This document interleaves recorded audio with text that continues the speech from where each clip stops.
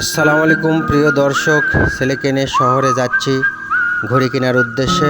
আপনারা ভিডিওর সাথে থাকুন, তাহলে পুরোপুরি সব কিছু দেখাতে পারবো আপনাদের।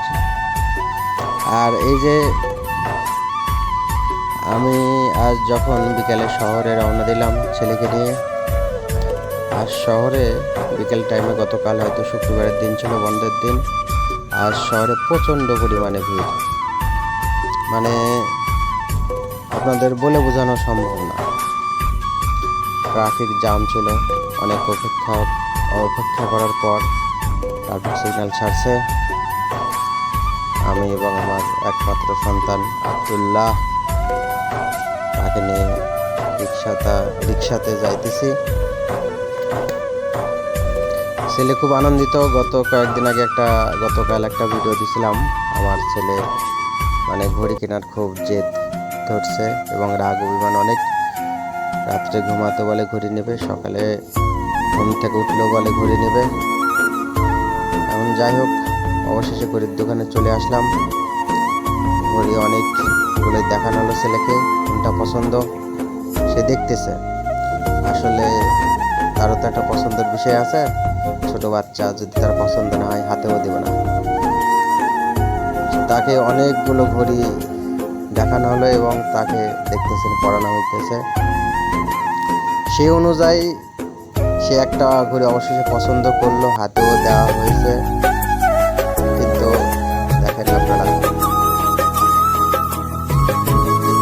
ছেলে অনেক খুশি, দেখো ভাব নিয়ে আছে।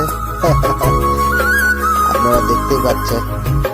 এখন ছেলে আমার ওই ঘড়ি হাতে দেওয়ার পর আরেকটি ঘড়ি পছন্দ করছে। একসাথে দুইটা ঘড়ি নেওয়ার বাইরে করছে আমার। এখন যাই হোক, দুটা তো নিয়ে যাওয়া যাবে না। ছোট বাচ্চা, ঘড়ি দুইজনও ভালো রাখবে কিনা তার নাই কোনো গ্যারান্টি। অবশেষে একটি ঘড়ি লাস্ট সিলেকশন করা হলো, আর ওই ঘড়ি নেই।